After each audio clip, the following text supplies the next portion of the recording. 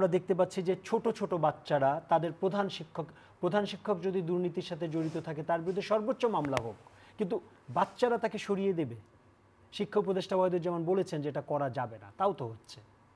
তার সংস্কারটা হলো কোথায়? না, আমি বলি সংস্কার তো অবশ্যই করতে হবে। একটা দিন ভুলে গেলে কিন্তু চলবে না। যে ছাত্ররা যে কাজটি করেছে তারা কিন্তু সরকার পতন বলেন, সংস্কার বলেন, এগুলির সাথে তাদের কোনো সম্পর্ক ছিল না। তাদের ছিল মেধা ভিত্তিতে চাকরির জন্য কোটা সংস্কার। সরকার কোটা সংস্কার না করে বিরক্ত হয়ে অহমিকা করে কোটা বাতিল করেছিল। সে এই যদি ভোটার বিল নির্বাচন করে এবং যদি উপজেলা নির্বাচন করে নিজেকে শক্তিশালী মনে না করতো, তাহলে কিন্তু মোহাম্মদ হাইকোর্টকে দিয়ে কিন্তু কোটা ফেরত নিয়ে আসতো না। কোটা ফেরত না নিয়ে আসতো, তাহলে আজকে দেশে কী অবস্থা থাকতো?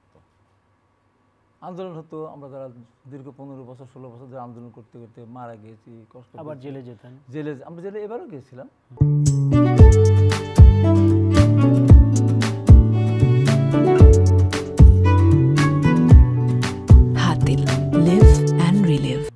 এই যে আমরা করলাম, তাহলে ওরা তো গণতন্ত্র চায় নাই। কালকে মির্জা আব্বাস বলল, আমি বলি ওরা সুটকেস রেখেই দিতেন আপনারা জেলে যাওয়ার জন্য। গণতন্ত্রও চায় নাই, ওরা সংস্কারও চায় নাই, ওরা কোনো কিছুই চায় না। ওরা কোটা বাতিল না করলে ওরা মাঠেও আসতো না। এখন একটা প্রশ্ন আমি 90 আন্দোলনের নেতা হিসেবে বলবো, সেই সময় আমার অনেক বড় ভূমিকা ছিল, সর্বদলীয় ছাত্রকে নেতা হিসেবে বলবো যে তারা যখন ছাত্র ছিল কোটার বাইরে, তারা তো চোখে দেখলো এই দেশটা কিভাবে একটা সরকার অন্যায় করে যাচ্ছে, মিথ্যা মামলা দিচ্ছে, গুম করতেছে, খুন করতেছে, ম্যাডাম খালেদার মতো মানুষকে জেল দিচ্ছে, বিদেশে চিকিৎসা। তারা তো একবারও বলেনি। একবার কি ছাত্র সমাজ বলেছে যে এত বছর বয়স্ক একটা মানুষকে জেলে আটকে রেখেছেন, তার বিদেশে চিকিৎসার ব্যবস্থা বলছে? বলে নাই। ভোটার বিল নির্বাচন হচ্ছে, এটা আমার মানে বলেছে? কিছুই বলেনি তারা।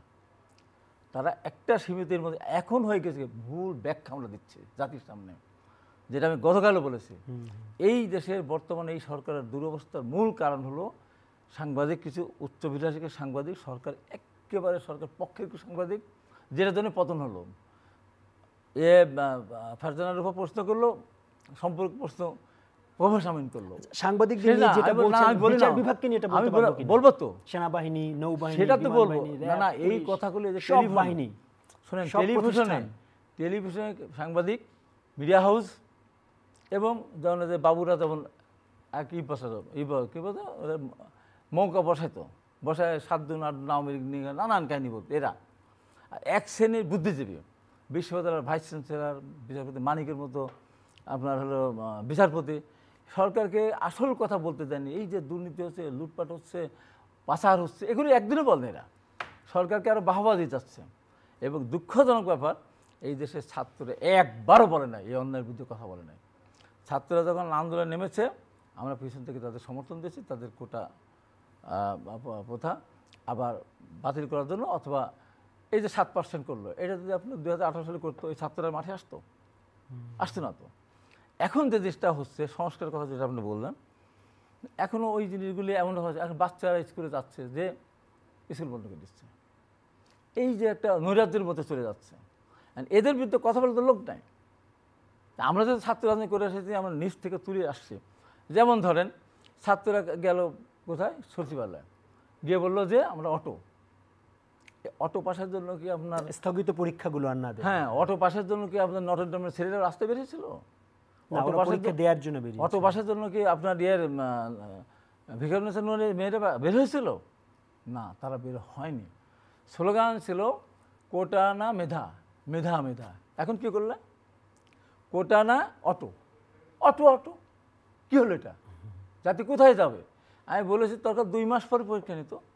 যারা আহত হয়েছে, যারা পড়াশোনা করতে পারেনি, চোখের ক্ষতি হয়েছে, তাদের পাশে বসে একজন লিখে দেবে, তাদের পাশে এসে একজন বলে দেবে যে সেই করতে পারেন। তারপরেও স্পেশাল এদের ব্যাপারে কিছু নাম্বার যোগ করে দেওয়ার সুযোগ ছিল না, সারা জাতিকে আপনি এই জায়গায় নাম শেষ করে দিলেন। তো এই জন্য আজকেও এইরকম এক শ্রেণীর সাংবাদিক, এক শ্রেণীর বুদ্ধিজীবী এই শ্রেণীদের মাথা নষ্ট করতে চায়। আমরা তো 90 আন্দোলন করে শেষ মুহূর্তে দিয়ে আমরা একটা উপদেষ্টাও হয়নি, একটা উপদেষ্টার নামও কিন্তু পড়ি নাই।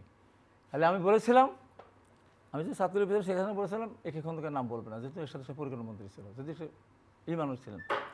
এখন এই জিনিসটা আমাদের সচেতনভাবে এই ছেলেদের নষ্ট না হয়, ওদের তো এখন কাজ হয়ে গেছে। এখন তারা প্রশাসনের উপর নির্ভর করে তারা পড়াশোনা করবে, লেখাপড়া করে তাদের মেধাবৃত্তিতে তারা চাকরি পাবে। তা না করে ওরা ধরেন আপনার রাস্তায় যে কজন ছিল না পুলিশ ভালো কাজ করেছে, আমি এটা কষ্ট করেছে, ওদের কষ্টকে শ্রদ্ধা জানাই, ওদের রক্তদানকে শ্রদ্ধা করি, ওদের আহত হয়েছে সেরকম সম্মান করি, কিন্তু দেশের মানুষও তো করেছে।